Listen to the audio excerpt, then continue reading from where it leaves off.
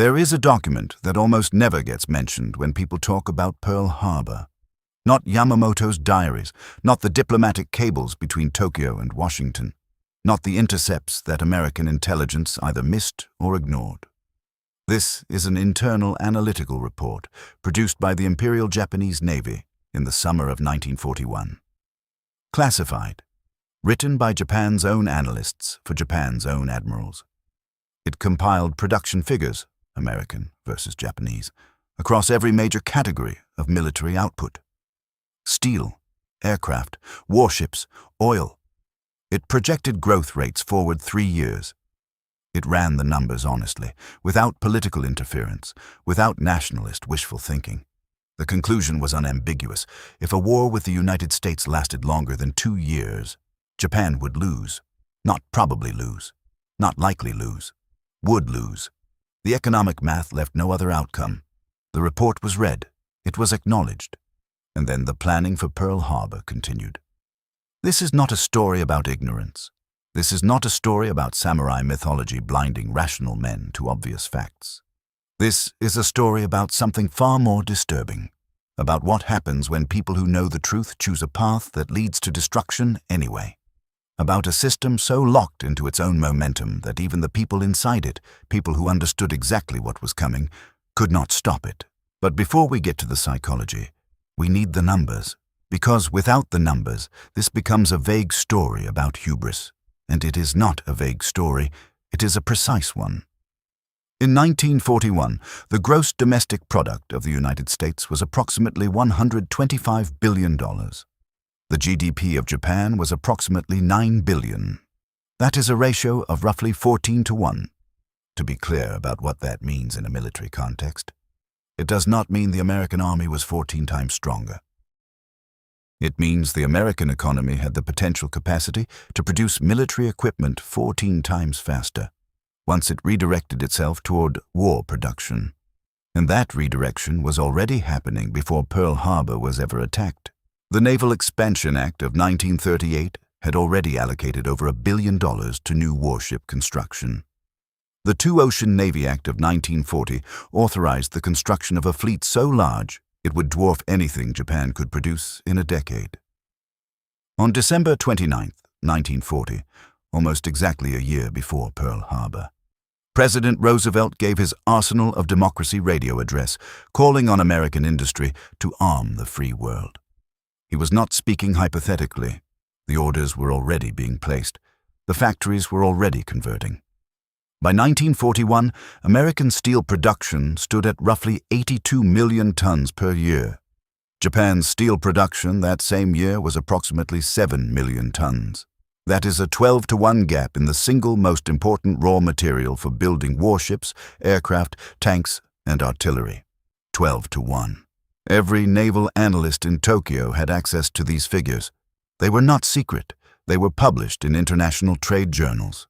Aircraft production tells the same story even more starkly. Japan in 1941 had the industrial capacity to manufacture approximately 10,000 aircraft per year. That number sounds impressive until you place it next to the American figure. Roughly 12,000 aircraft produced in 1941 alone, already exceeding Japan's maximum capacity and climbing fast.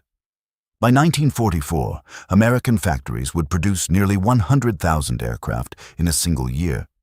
Japan, that same year, would produce around 28,000. And Japan, by that point, was losing experienced pilots faster than it could train replacements, meaning that many of those 28,000 aircraft would be flown by men who had been in a cockpit for less than 2 months. The internal Imperial Navy study acknowledged all of this. It went further. It projected the gap widening, not narrowing, as the war continued.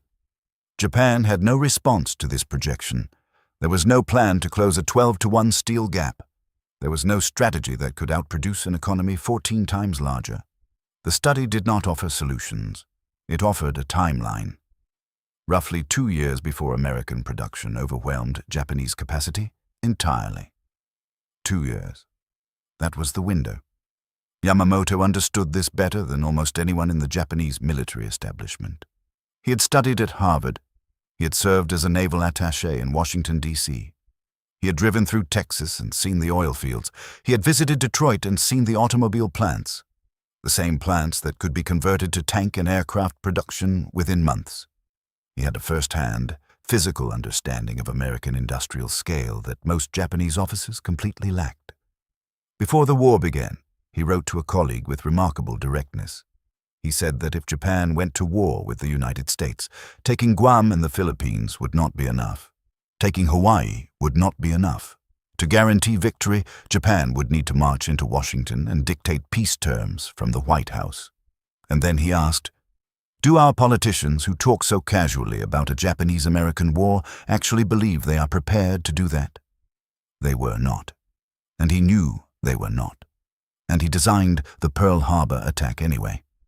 Why? That question sits at the center of everything that follows.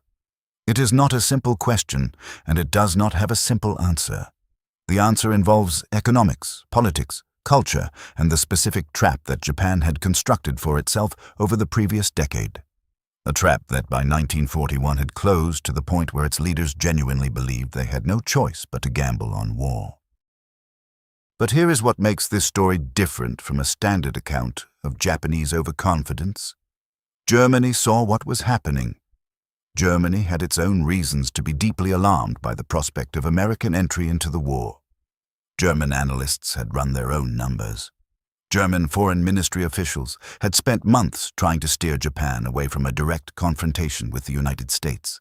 Not out of concern for Japan, out of cold, strategic self-interest. Ribbentrop, the German foreign minister, met with the Japanese ambassador Hiroshi Oshima repeatedly throughout 1941. The message from the German side was consistent. Attack British possessions in Asia if you must, but do not provoke the Americans directly. Not yet. Not while Germany is still fighting on two fronts. Germany was afraid of American industrial capacity too. They just expressed that fear differently, through diplomatic maneuvering rather than internal Navy reports.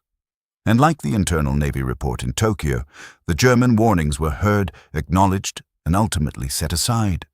The numbers were on the table, on both sides of the Pacific, on both sides of the Atlantic.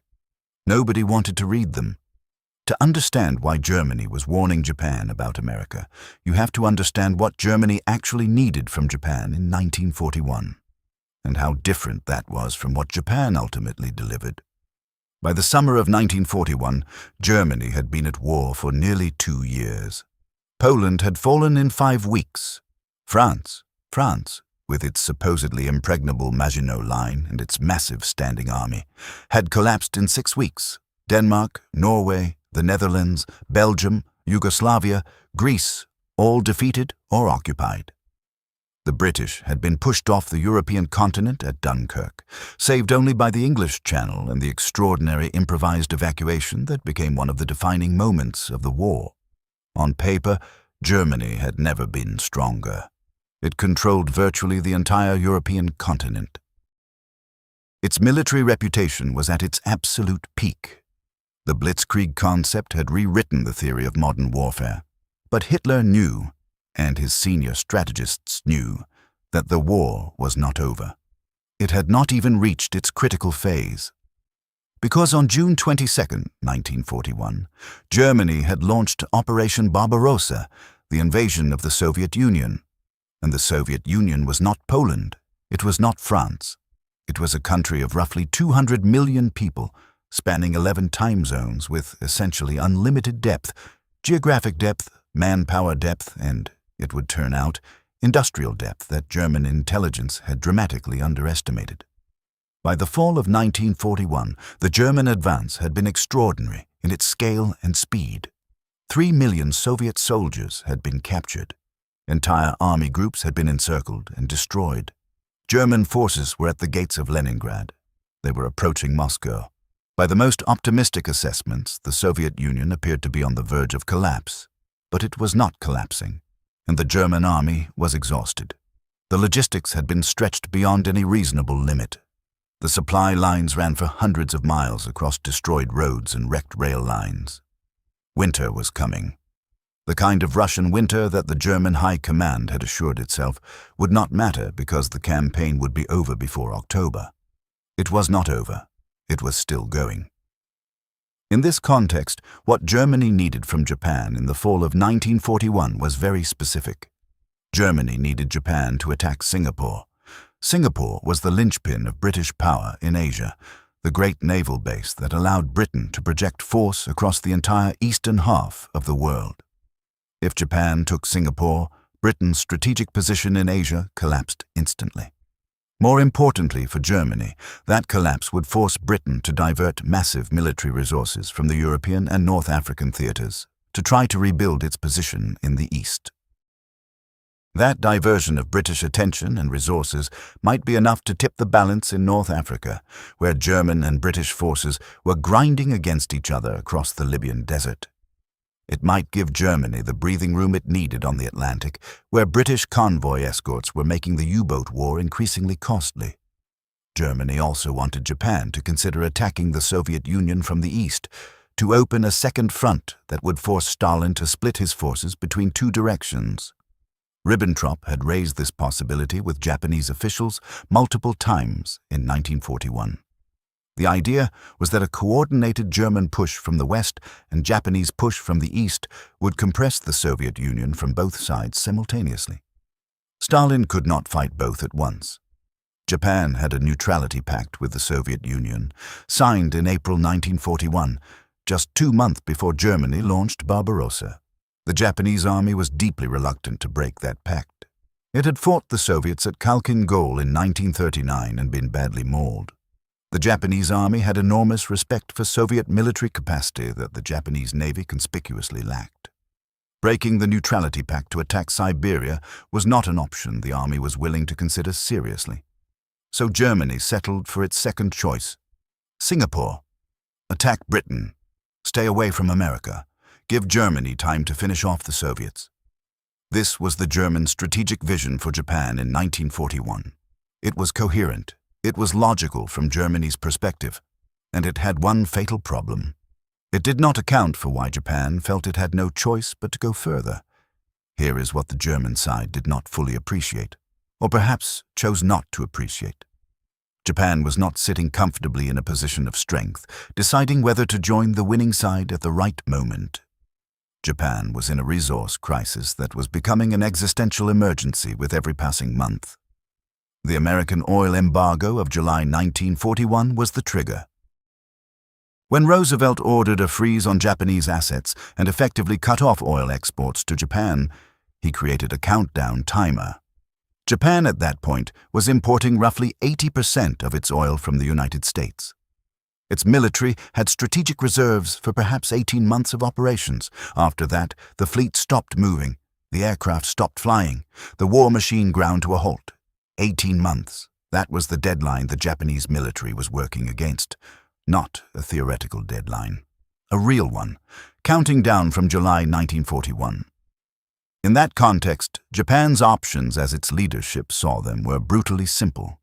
Accept American terms, which meant withdrawing from China, abandoning years of military conquest, accepting what they characterized as national humiliation, or seize the oil fields of the Dutch East Indies and the rubber plantations of Malaya before the reserves ran out. Seizing the Dutch East Indies meant going through the Philippines, which meant fighting the American garrison there. Going through the Philippines meant war with the United States. The logic was brutal and almost mechanical. Not a decision, but an equation with only one possible output. Germany, watching from Berlin, understood the oil crisis. German intelligence was well aware of the embargo and its implications, but the German response was essentially, find another solution. Take Malaya, take Singapore, get the oil you need in Southeast Asia, but do it in a way that lets you avoid triggering a direct American response. Ribbentrop's advice to Oshima in the fall of 1941 was not wrong as strategy, but it was advice given to a country that had already run out of options for clever maneuvering. Japan did not attack Pearl Harbor because it was irrational. Japan attacked Pearl Harbor because it was trapped. Isoroku Yamamoto is one of the strangest figures of the Second World War. He is the man who designed the attack on Pearl Harbor, the single most consequential military strike of the entire Pacific War. He planned it meticulously. He fought for it against fierce opposition within the Japanese Navy. He trained the pilots, worked out the logistics, solved the technical problems, particularly the challenge of making aerial torpedoes work in the shallow waters of Pearl Harbor, which required specially modified fins that took months to perfect. Without Yamamoto, there is no Pearl Harbor attack. The operation was his creation from beginning to end, and he believed, with complete clarity, that it was a catastrophic strategic mistake.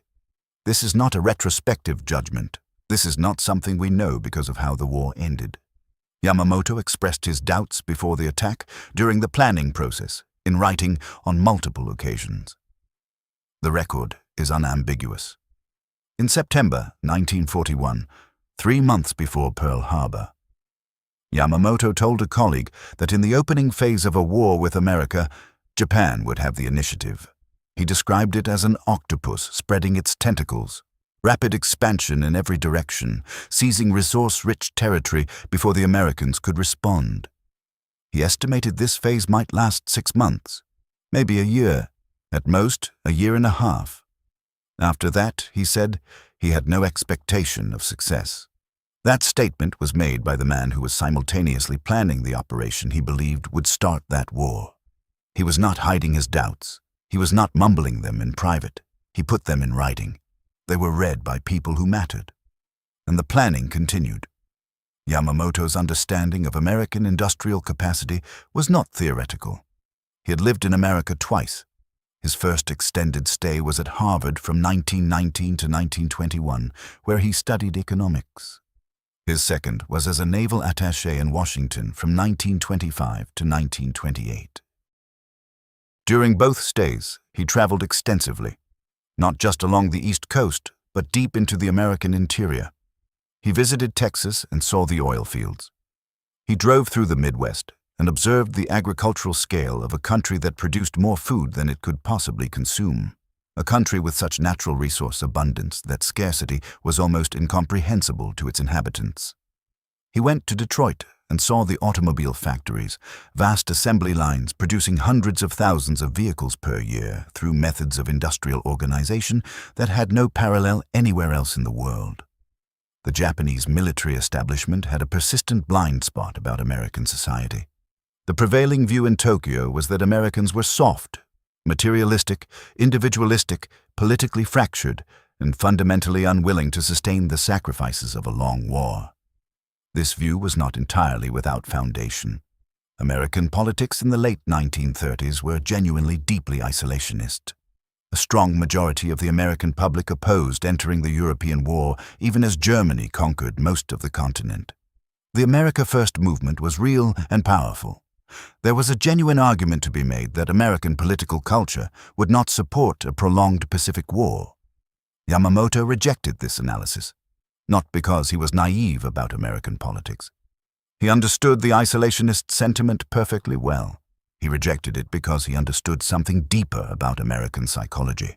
He had watched Americans respond to challenge. He had seen what American industry could do when it had a clear objective and government backing. He knew that the same political culture that was deeply reluctant to get involved in foreign conflicts was capable of extraordinary mobilization once it perceived a genuine threat to its existence. The isolationism was not cowardice, it was the natural disposition of a country that felt geographically secure. Remove that sense of security, attack the country directly on its own soil without warning, and the mobilization that followed would be unlike anything Japan could match. He tried to communicate this. He wrote letters. He gave his assessment in meetings. He was famously described as spending the day after Pearl Harbor alone in his cabin, sunk in apparent depression while the rest of the Japanese Navy was celebrating. The attack had succeeded brilliantly in tactical terms, far beyond what most planners had hoped.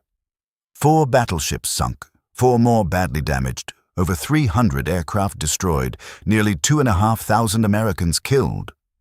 By any immediate military measurement, it was a stunning success. Yamamoto could not celebrate because he knew what the success would cost. His letter to a colleague written in the days after the attack is extraordinary in its clarity. He wrote that it seemed America had been somewhat underestimated, that the attack must have felt to Americans like being badly bitten by a dog they were feeding. He wrote that America would be determined, before long, to launch full-scale operations against Japan. He wrote that the mindless celebration in Japan filled him with fear that when the first American bombs fell on Tokyo, that celebration would turn to panic on the spot. He was right about the celebration. He was right about Tokyo being bombed. Doolittle's raid came just 4 months after Pearl Harbor. He was right about the full-scale American response. He was right about nearly everything. 16 months after Pearl Harbor, Yamamoto was dead. American code breakers had intercepted and decrypted a Japanese military communication revealing his flight itinerary for an inspection tour of forward bases in the Pacific. The information went up through the chain of command to Secretary of the Navy Frank Knox and ultimately to President Roosevelt, who approved a targeted assassination operation. On the morning of April 18, 1943, 16 P-38 Lightning fighters were dispatched from Guadalcanal, flying at low altitude to avoid radar detection, covering over 400 miles over open ocean, one of the longest fighter interception missions of the war. They found Yamamoto's transport aircraft exactly where the intercept said it would be, over the jungle of Bougainville Island, and shot it down. His remains were found in the wreckage the following day, still seated in his chair, white-gloved hand gripping his sword. He had been killed by the very country he had spent years trying to convince his own government not to fight. The Battle of Midway, widely considered the true turning point of the Pacific War, came in June 1942, exactly 6 months after Pearl Harbor. That was the outer edge of Yamamoto's own prediction. He had said Japan would run wild for 6 months. He had said after that he had no expectation of success. Midway was that inflection point, almost to the day. He had seen it coming with remarkable precision, and he had been unable to stop any of it. To understand why Japan could not step back from the edge in 1941, you have to understand how the trap was built, and that it was not built in 1941. It was built over a decade, one decision at a time, and by 1941 the accumulated weight of those decisions had created a situation where the people in charge felt they had no exit. It started in Manchuria in 1931. A group of Japanese army officers, acting largely without authorization from the civilian government in Tokyo, staged a false flag incident on the South Manchurian Railway, blamed it on Chinese saboteurs, and used it as justification to seize the entire Manchurian region of northeastern China. The Kwantung Army, the Japanese force stationed in Manchuria, executed this operation with minimal oversight from Tokyo. The civilian government protested. The army ignored the protests. The civilian government ultimately endorsed the conquest because the alternative, publicly overruling the military, was considered politically impossible. This pattern repeated itself throughout the 1930s. The military acted. The civilian government objected. The civilian government backed down. Each time it backed down, the military's autonomy increased and the civilian government's ability to constrain it decreased. By the late 1930s, Japan was operating as a de facto military state where the Army and Navy made strategic decisions and the nominal civilian leadership ratified them. The full-scale war with China began in 1937 after another incident at the Marco Polo Bridge near Beijing.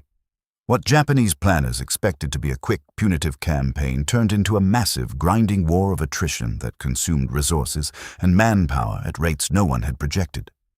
By 1941, Japan had roughly 1 million soldiers deployed in China in a war that had no clear path to victory and no acceptable exit. This mattered enormously for the dynamic with the United States because it was Japan's behavior in China that drove the American response. The Nanjing Massacre of 1937 had shocked American public opinion. The ongoing war, combined with Japanese expansion into Indochina in 1940 and 1941, triggered progressively tighter American economic pressure. The oil embargo of July 1941 was the final and most severe step in that escalation.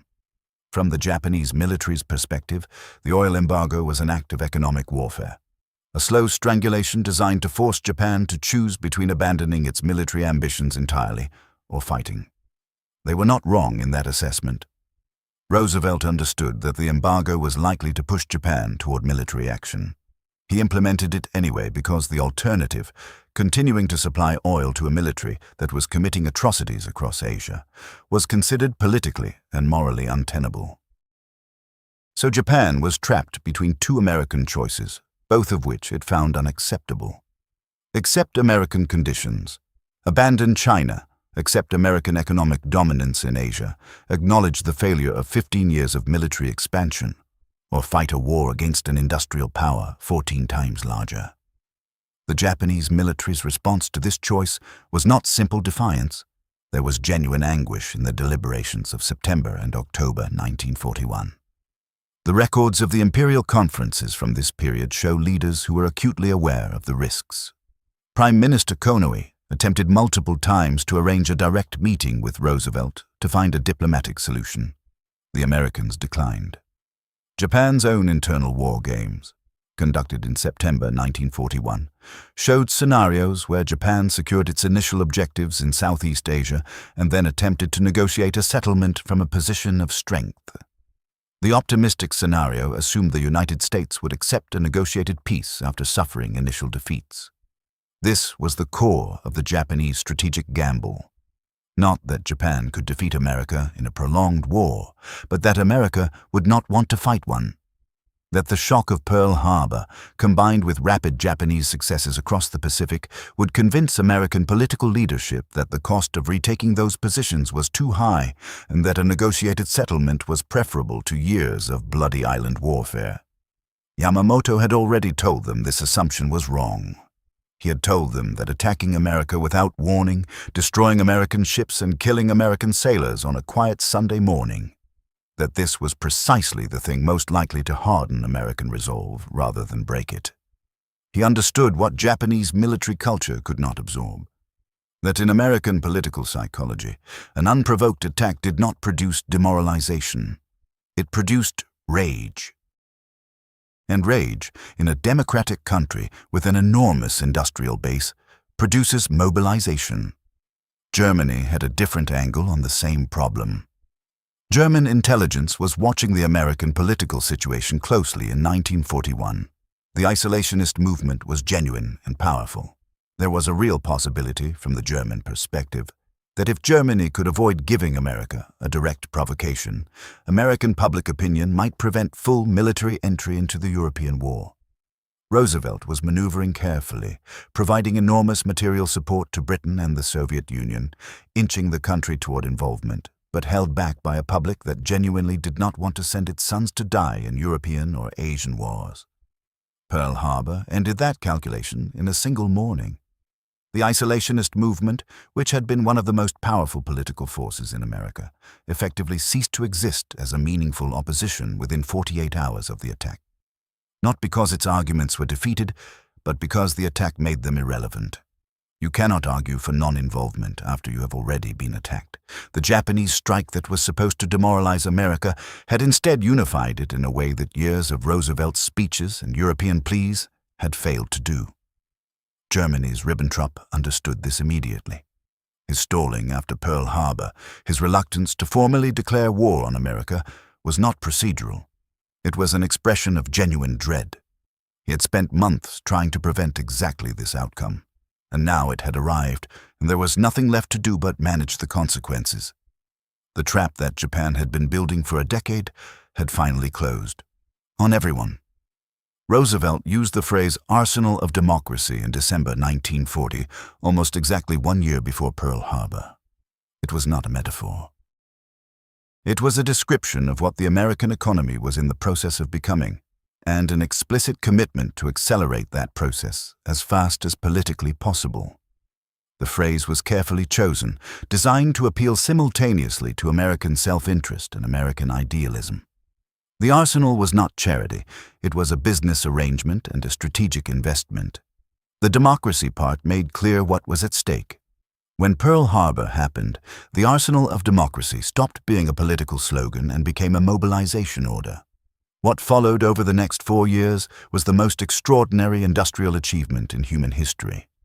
It is worth going through the specific numbers, because abstractions about American industrial capacity do not capture what actually happened. The numbers do. In 1941, before Pearl Harbor, American aircraft production was approximately 12,000 planes per year.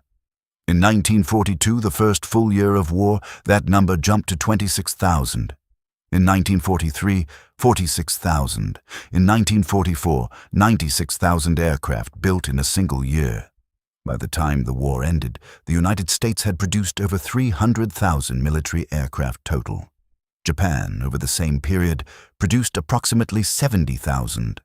The naval numbers are even more striking in what they reveal about industrial scale. From 1941 to 1945, the United States built 141 aircraft carriers of various types. Japan built 17. The United States built 10 battleships during the war. Japan built 2. In destroyers, the workhorses of naval warfare, the ships that hunted submarines and escorted convoys, the United States produced 349. Japan produced 63.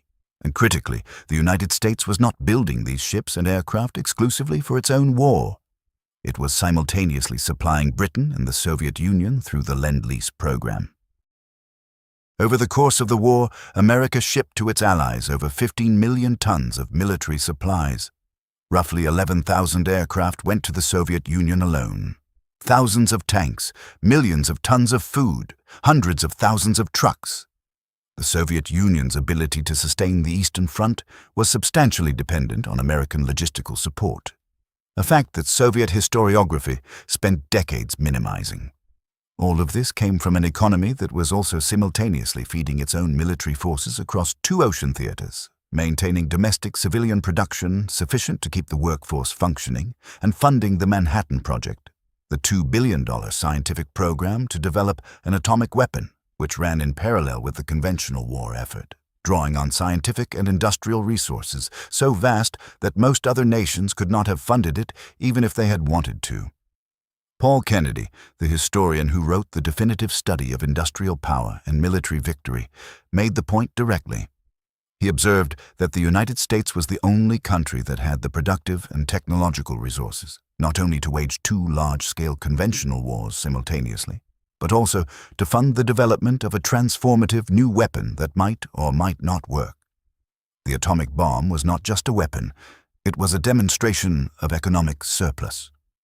The United States could afford to spend $2 billion on a scientific experiment at the same time it was building 96,000 aircraft in a single year. Japan's economy in 1944 was not just losing the production race, it was collapsing. The merchant fleet, the supply line that kept Japan's island empire connected, was being systematically destroyed by American submarines.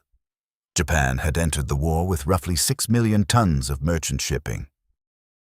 By the end of 1944, the American submarine campaign had reduced that to barely 2 million tons, with losses exceeding new construction by a growing margin. The consequences cascaded through the entire Japanese economy. Raw materials from Southeast Asia, the oil, the rubber, the bauxite that had been the entire strategic rationale for the Southern advance, were increasingly unable to reach Japanese factories. The oil fields had been captured, but the ships to carry the oil home were being sunk. Aircraft production peaked in Japan in 1944 and began declining in 1945 as material shortages bit through every level of the supply chain. The quality of aircraft being produced fell as experienced workers were called up for military service. The quality of pilots fell even faster. By 1944, Japanese naval aviators were receiving approximately 2 months of training before being sent into combat, compared to the 6 months or more that had produced the Pearl Harbor generation of pilots. The result was a military that was simultaneously producing more aircraft and becoming less capable of using them effectively. The Americans, in the same period, were producing more aircraft, better aircraft, and training more pilots with more flight hours than at any point in the war. The gap that had been 12 to 1 in 1941 was widening, not narrowing. This was the trajectory that Japan's own analysts had projected in 1941, not as a worst case, as the expected case. They had run the numbers, and they had been right. The arsenal of democracy had woken up exactly as advertised. While the Japanese military was constructing its strategic plan in 1941, German intelligence was conducting its own assessment of American industrial capacity and reaching conclusions that alarmed some of the most senior figures in the German military establishment.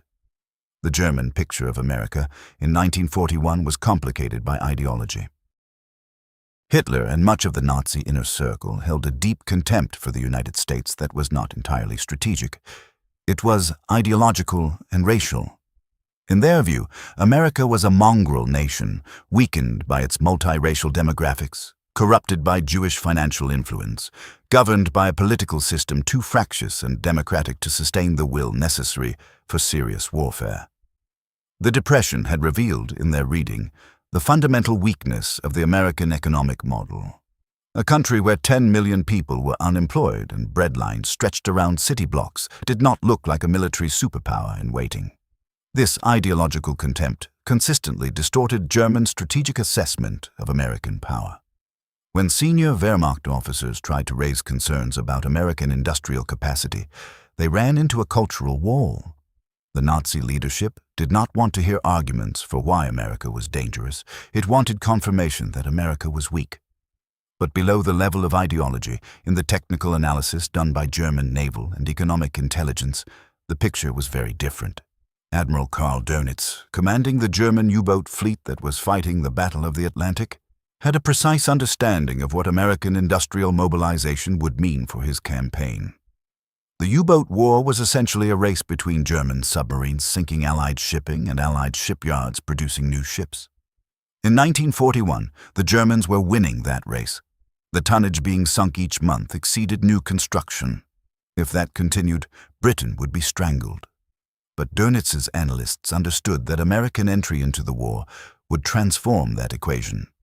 American shipyards, particularly the Kaiser yards on the West Coast, had been experimenting with mass production techniques for merchant vessels. Instead of building a ship from keel to launch over many months in the traditional way, Henry Kaiser's yards were prefabricating entire sections in factories and welding them together in the shipyard. Early results suggested they could build a Liberty ship, a standardized cargo vessel, in less than 2 months. If that process scaled, the Americans could potentially produce merchant ships faster than German submarines could sink them. Dönitz knew this. He had read the reports.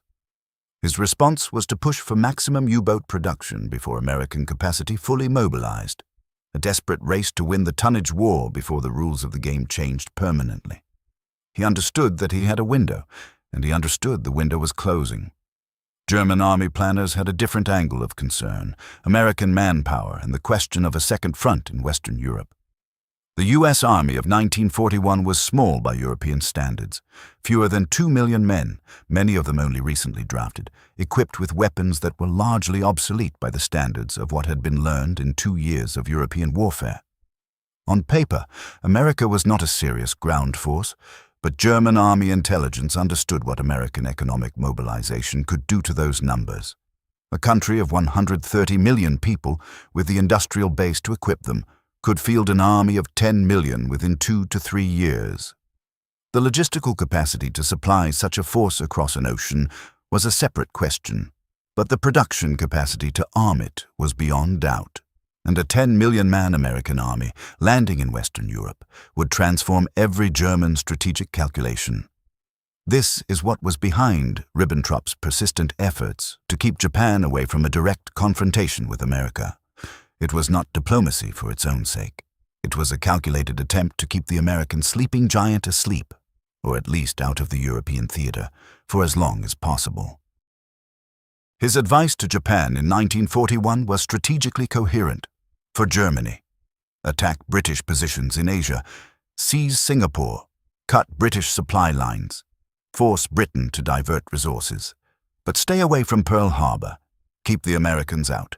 Let Germany finish the Soviets and consolidate control of Europe before the American industrial machine fully mobilizes.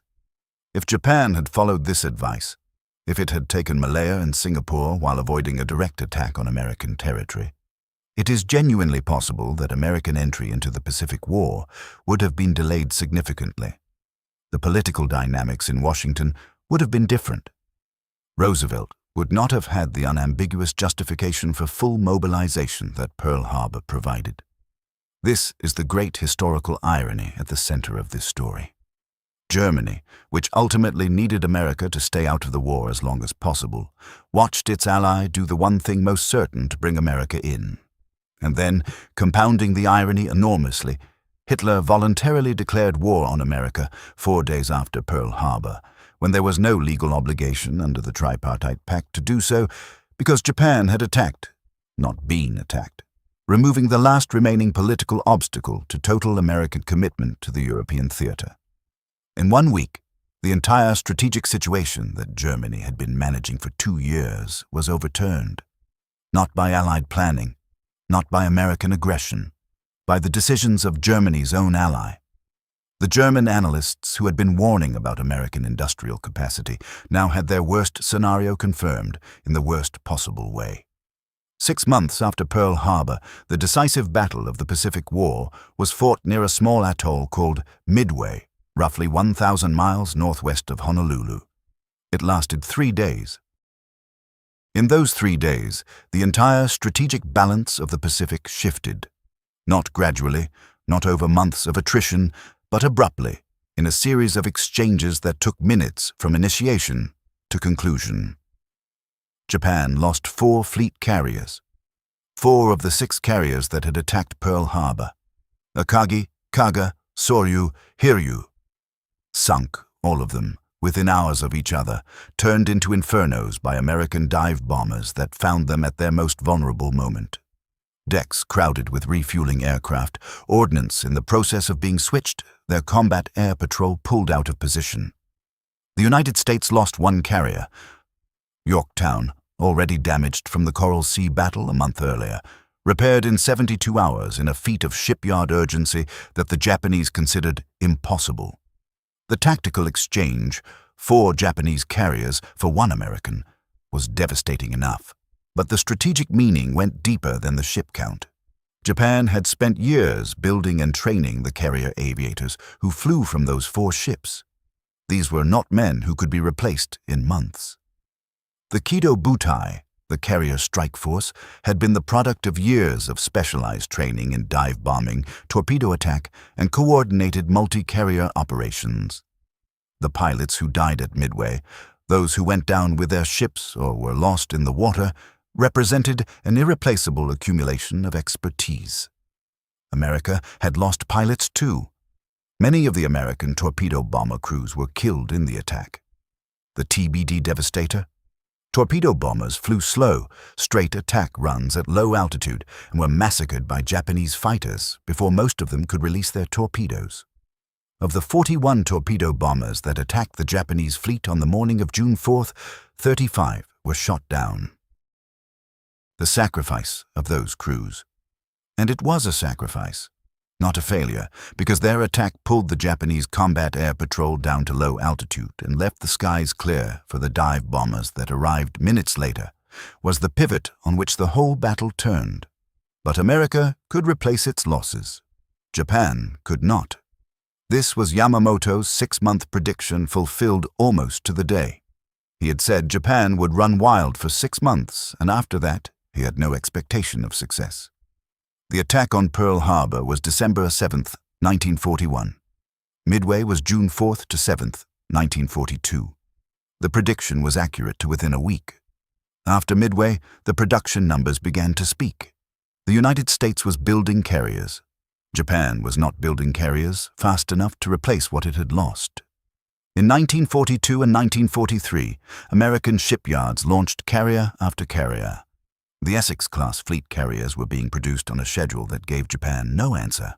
By 1944, the American Navy had assembled carrier task forces of a size that Japan could not match and could not challenge. The air battles of 1944, particularly the Battle of the Philippine Sea in June, which American pilots nicknamed the Great Marianas Turkey Shoot, completed the destruction of Japanese carrier aviation. In 2 days of fighting, Japan lost approximately 400 aircraft and 3 more carriers. The American losses were negligible. This was not because American pilots were individually superior, though experience and training mattered. It was because American industry had produced so many aircraft and American training programs had produced so many pilots that it could sustain losses at a rate Japan could not match. By the time of the Philippine Sea, the production gap that Japan's own analysts had projected in 1941 had fully materialized. The window had closed, the math had run its course. Germany had watched all of this with a mixture of alarm and resignation.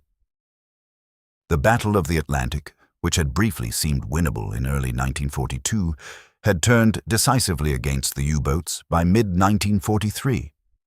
The same factors that were killing Japanese strategy in the Pacific were killing German strategy in the Atlantic. American production, American technology, and American willingness to sustain losses and keep fighting. In May 1943, the month that historians call Black May for the U-boat fleet, Germany lost 43 submarines in a single month, 25% of operational U-boat strength, gone in 30 days. Dönitz withdrew the U-boats from the North Atlantic convoy routes. He never found a way to bring them back effectively. The analysts who had run the numbers had been right. On both sides of the equation, in Tokyo and in Berlin, the people who looked at the production figures honestly had seen this coming. The problem was never the analysis. The problem was that no political or military system found a way to act on it. By the summer of 1945, the arithmetic that Japan's own analysts had laid out in 1941 had resolved completely. American production had not merely exceeded Japan's, it had overwhelmed it in every category, by margins so large they had ceased to be military statistics and had become something closer to geological facts. The kind of numerical reality that does not bend to tactics, to courage, to leadership, or to anything except time. 300,000 American aircraft built. 141 aircraft carriers of various types launched. Over 6 million rifles produced. 86,000 tanks. The American economy had grown throughout the war years, not contracted, not been damaged, not been strained to breaking point, but actually grown at roughly 15% annually.